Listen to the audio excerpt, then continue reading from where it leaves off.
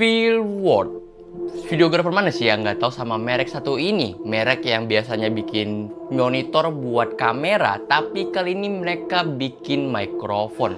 Pertanyaannya, apakah mikrofon pertama mereka ini akan berhasil di pasaran?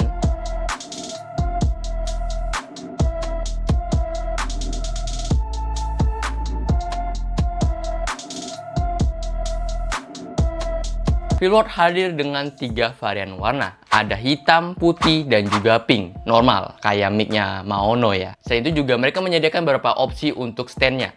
Mulai dari paket yang sama boom arm, stand meja, ataupun mic-nya doang juga bisa kalian beli. Ukuran mic ini cukup compact. Cuma ada di dimensi 16,5 cm kali 5,7 cm. Kalau ngomongin build quality, mic ini tentu udah berasa solid banget karena ini full metal ya. Dan ada RGB di bagian tengah yang gak cuma sekedar buat hiasan doang tuh. Tapi ini juga berfungsi sebagai indikator volume untuk monitoring dan juga volume gain mic yang bisa kalian atur di satu knob yang infinity. Tapi ini hanya berlaku kalau kalian pakai output Type-C. Kalau kalian pakai output XLR, dia untuk indikatornya ini nggak berfungsi sama sekali, ataupun knobnya juga tidak berfungsi. Karena ya, biasanya kalau pakai XLR kan kalian bakal colok ke mixer ya, dan ya kalian setting volumenya tentu lewat mixer dong. Lagian siapa ya orang yang pertama kali bikin infinity knob? Bisa-bisanya gitu ya, di kepala dia kita babasin aja kali ya knobnya ya. Di bagian bawahnya kalian bisa nemu beberapa output tuh, seperti Type-C, XLR, dan juga jack untuk monitoring. Sekarang kita bahas stand-nya. Untuk varian yang gue pegang ini, dia stand yang meja gitu. Tapi ada satu hal yang pasti kalian ganjel dan gangguin mata ya. Stand meja ini pendek banget. Serius, ini lebih mirip extension stand dibanding stand mic sih.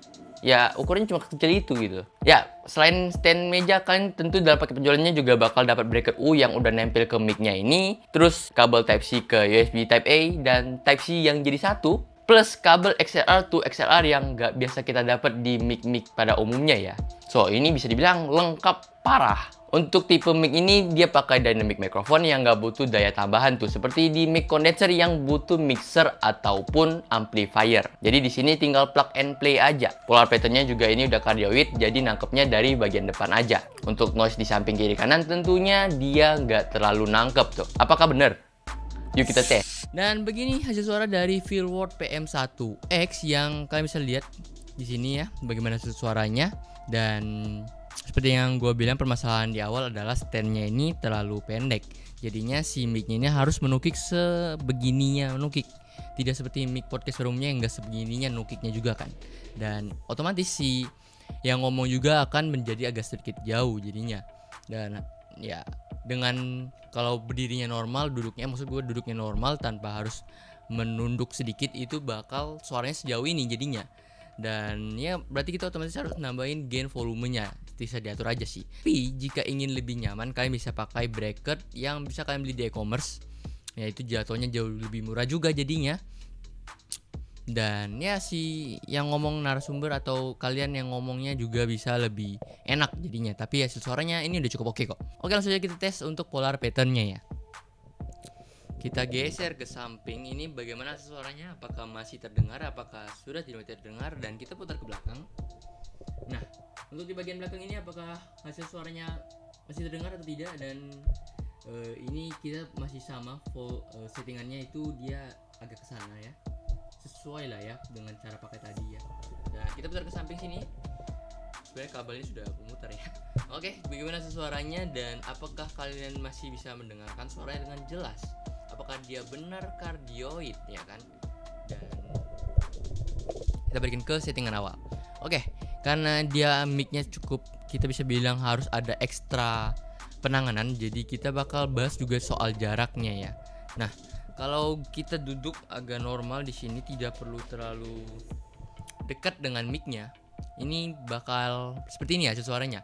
Bagaimana menurut kalian? Dan gue nggak teriak juga. Ini cara ngomongnya yang ngobrol normal aja.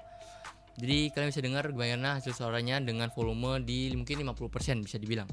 Yang di setengah pokoknya. Dan kalau kita naikin volumenya, dan ini mungkin ini 60%-nya bagaimana Apakah lebih terdengar? Sepertinya lebih terdengar karena sudah sampai kuning dan ini sudah cukup jauh. Jadi semakin jauh kalian tinggal atur aja gain volumenya. Seperti itu.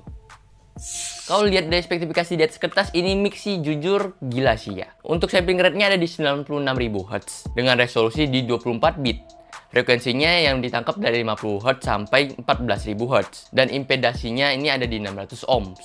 Tapi ada satu hal yang perlu kalian catat, karena rentang frekuensinya cuma ada di 50 sampai 14.000 Hz, yang artinya dia nggak bisa capture detail-detail frekuensi yang di frekuensi tinggi tuh. So untuk kalian yang pakai mic ini buat vokal ataupun instrumen buat nyanyi-nyanyi gitu, ada kemungkinan dia nggak bisa capture secara maksimal karena frekuensi tinggi nggak bisa ditangkap sama mic satu ini. Dan karena masalah ini, harganya ini sedikit jadi bermasalah ya, karena mic ini ada di angka 69,99 dolar yang rupiahnya ada di 1 jutaan. Hal ini juga belum termasuk ongkir dan juga bea cukai loh, yang total bisa dikena 1,2 sampai 1,3. Dan mirisnya mikrofon dengan harga 1 juta ini sangat-sangat bersaing di pasaran. Gue contohnya ngambil dari pasar di lokal-lokal aja ya. Atau gua nambah 500.000 dengan merek yang udah pasti kalian tahu, Rode PodMic, dengan nambah cuma 500.000. Dan kalian dapat mic yang udah biasa dipakai sama podcaster ataupun udah dikenal lah namanya. So itu kenapa gue bilang harganya ini cukup berbahaya dia mainkan nih. Tapi ini tetap bisa jadi pilihan kalian. Soal kualitas suara ini jernih, natural, dan sensitivity-nya juga cukup oke tuh. Ya mungkin semua balik lagi ke preferensi kalian, kira-kira kalian cocok atau enggak. Karena ya dua mic itu tidak ada RGB-nya. Siapa tahu kalian cocok sama mic-mic yang dengan RGB, ya kita nggak tahu, ya kan? Mungkin itu dulu untuk pesan kalau hari ini. Like kalau suka, subscribe channel ini kalau channel ini bermanfaat, dan kasih tau gue perlu apa lagi yang kalian pengen gue bahas. Segitu dulu. Gue Mike, pembunuh diri. Bye-bye.